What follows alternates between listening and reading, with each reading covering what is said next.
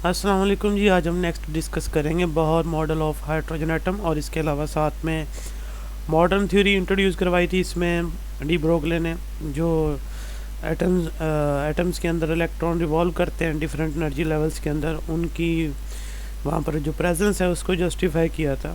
तो 1913 के अंदर जो है ना, ये बोहर ने फॉर्मुलेट किया था ये मॉडल हाइड्रोजन एटम को बेस बना के।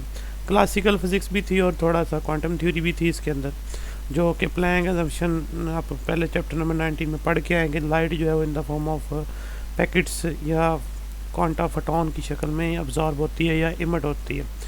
तो इसके एटॉमिक मॉडल के अंदर जो है ना 3 पॉस्टुलेट्स हैं। पहला पॉस्टुलेट जो है वो ये कहता है कि इलेक्ट्रॉन जो है वो अपने न्यूक्लियस के साथ बाउंड रहता है, न्यूक्लियस के गिर्द रिवॉल्व करता है एक सर्टन स्टेशनरी ऑर्बिट के अंदर, और तब वो रेडिएशन को इमिट या अब्जॉर्ब नहीं करता।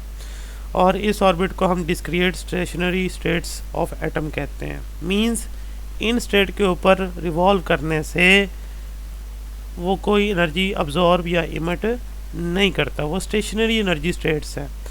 अब इस बात की कोई जस्टिफिकेशन नहीं थी, मतलब कोई प्रूफ नहीं है साथ में, जस्ट ये बोहर ने बताया था कि इलेक्ट्रॉन जब रिवॉल्व करता है, वैसे तो चार्ज पार्टिकल जब एक्सेलरेटेड मोशन करता है वो एनर्जी रेडिएट करता है, यहाँ पर इलेक्ट्रॉन सर्कुलर मोशन कर रहा है, एनर्जी रेडिएट नहीं कर रहा। तो बताया गया कि वो जिस ऑर्बिट में रिवॉल्व करता है उसे स्टेशनरी एनर्जी स्टेट बोला जाता है। वहाँ एनर्जी जो है वो ना तो रेडिएट करता है ना अब्जॉर्ब करता है, वो स्टेशनरी एनर्जी स्टेट है। ये पहला पॉस्टुलेट है उसका। उसके बाद दूसरा पॉस्टुलेट में कहता है कि वही ऑर्बिट जो है ना वो यानी कि वही ऑर्बिट एग्जिस्ट करते हैं या उन्हीं ऑर्बिट में इलेक्ट्रॉन रिवॉल्व करता है जिनका angular momentum integral multiple of h/2π के बराबर हो।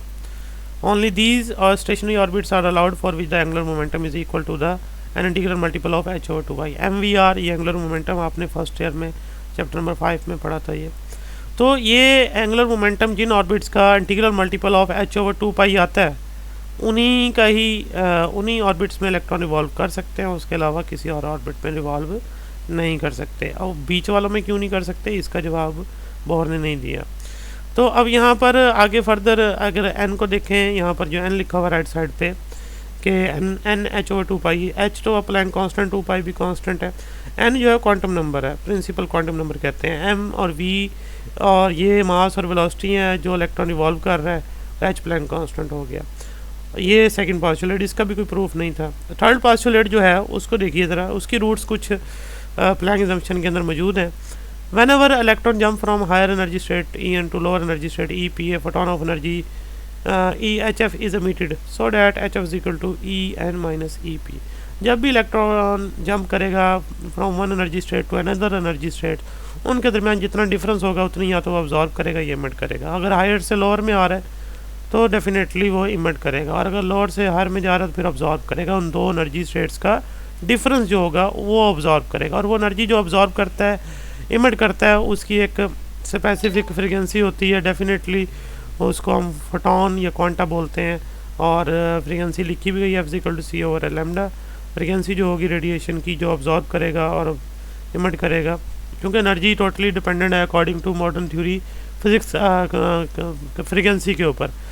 तो ये तीसरे पॉस्टुलेट्स की तो फिर भी कुछ ना कुछ रूट्स जो है ना वो मौजूद हैं उसके प्लैंक असम्पशन के अंदर, लेकिन पहले दो पॉस्टुलेट्स के अंदर जो है ना किसी किस्म की कोई भी मैथमेटिकल प्रूफ नहीं है, साथ में कोई लॉजिकल मतलब उसका कोई वेरिफिकेशन नहीं है। तो डी ब्रोगले आए, उन्होंने ये दो बातें जो है इंट्रोड्यूस करवाई, मतलब जो पहले दो पॉस्टुलेट्स हैं उनके बारे में उन्होंने बात की और कहा कि इलेक्ट्रॉन अगर स्टेशनरी एनर्जी स्टेट्स के अंदर हैं तो इलेक्ट्रॉन को आप पार्टिकल नहीं बल्कि उसको वेव कंसिडर करो। यानी पार्टिकल के साथ जो वेव एसोसिएट है वो, यानी particle as a wave act करता है जब वो हाई स्पीड से रिवॉल्व करता है या मूव करता है। तो उन्होंने वो वाली अपनी थ्योरी जो पहले उन्होंने मतलब एक्सप्लेन की थी उसको यहाँ पर इंट्रोड्यूस करवाया। तो डेफिनेटली फर्स्ट और सेकंड जो इनका पॉस्टुलेट था बोहर का, फिर उसको जस्टिफिकेशन मिली, यानी इन्होंने जस्टिफाई किया।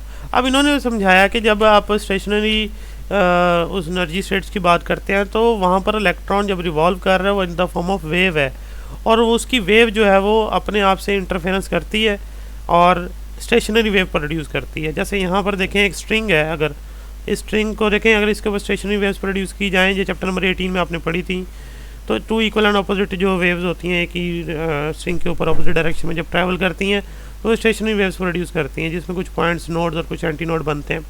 तो अगर आप इस एंड को पकड़ के दूसरे एंड से ऐसे मिला देंगे और सर्कल बन जाएगा इस तरह का, तो समझ लें इलेक्ट्रॉन की जो वेव है वो इस रेडियस के ऊपर अपने आप से इंटरफेरेंस करके जो है ना वो स्टेशनरी वेव बनाती है।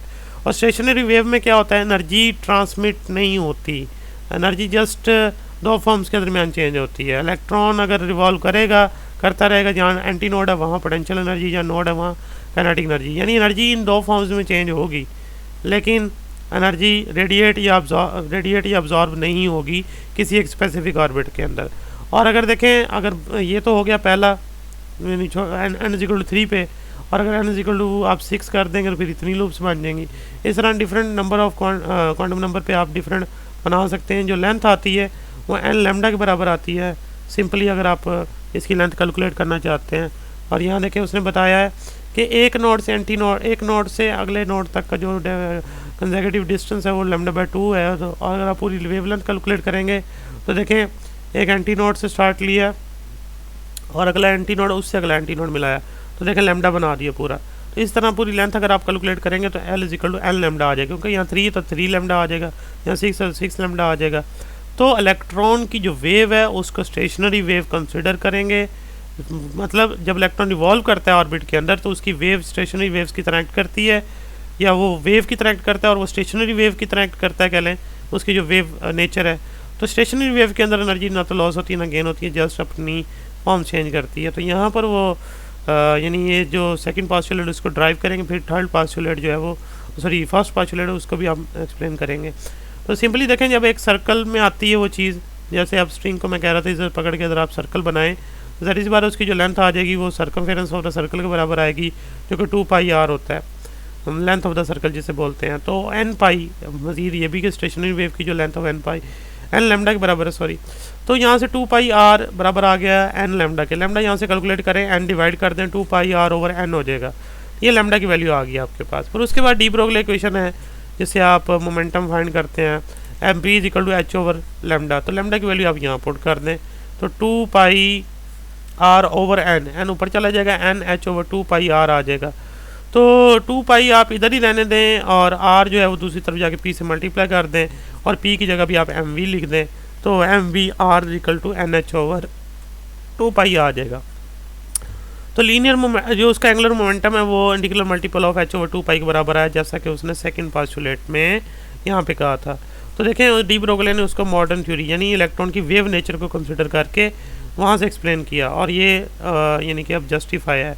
और पास्टुलेट 1 भी जिसमें कहता है स्टेशनरी एनर्जी स्टेट्स के अंदर जो है ना वो है, स्टेशनरी एनर्जी स्टेट्स क्या है, मतलब यहाँ पर उसकी वेव जो है ना वो electron as a wave act करता है और वेव स्टेशनरी वेव की तरह एक्ट करती है यहाँ पे, यानी यहाँ से अगर स्टार्ट करें तो यहाँ से दूसरे एंड तक आके यहाँ अपने आप से इंटरफेरेंस करेगा। तो यानी नोड है तो स्टार्ट घूम के आएंगे यहाँ नोड ही होगा, तो डेफिनेटली वो स्टेशनरी एनर्जी स्टेट्स उसको बोलते हैं। फिर जब इलेक्ट्रॉन रिवॉल्व कर रहा होता है in the form of wave होता है वो, अगर आप उसको पार्टिकली कंसिडर करेंगे फिर उसकी ये मोशन जस्टिफाई नहीं होती।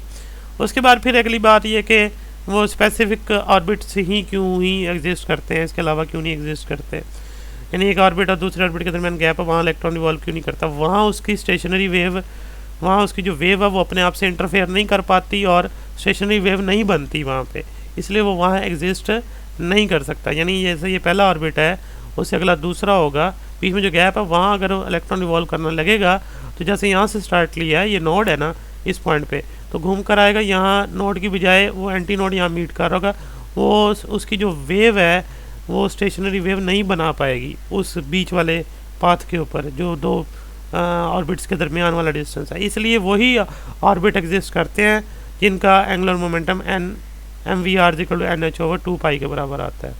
तो आपने जस्टिफिकेशन देख ली। तो ये है जी पहले दो पास्टुलेट्स का प्रूफ। पहले पास्टुलेट्स का कि स्टेशनरी एनर्जी स्टेट्स मतलब स्टेशनरी वेव की तरह एक्ट करता है इलेक्ट्रॉन की वेव स्टेशनरी वेव की तरह एक्ट करती है, तो वहाँ पर ना तो एनर्जी रेडिएट होती है ना ऑब्जॉर्ब होती है, इसलिए उसे स्टेशनरी एनर्जी स्टेट्स बोलते हैं। दूसरा, उन्हीं ऑर्बिट पे इलेक्ट्रॉन रिवॉल्व कर सकता है जिनका जो एंगुलर मोमेंटम जो है वो integral multiple of nh over 2π के बराबर आता है। तो ये लॉन्ग क्वेश्चन है, इसमें बोर थ्योरी के 3 पोस्टुलेट्स आपने एक्सप्लेन करने और डी ब्रोगली की ये इंटरप्रिटेशन लेनी और ये डायग्राम बनानी है। एक डायग्राम तो मस्ट है, 3 वाली बना लीजिएगा, ये इजी है। उसके बाद फिर नेक्स्ट इंशाल्लाह ये मॉडर्न थ्योरी, क्वांटाइज रेडियाई और एनर्जी और फिर वेलोसिटी के बारे में पढ़ेंगे। तो वो लॉन्ग क्वेश्चन है वो भी, तो इसमें अगर कोई क्वेश्चन हो तो आप कीजिएगा। अल्लाह हाफिज़।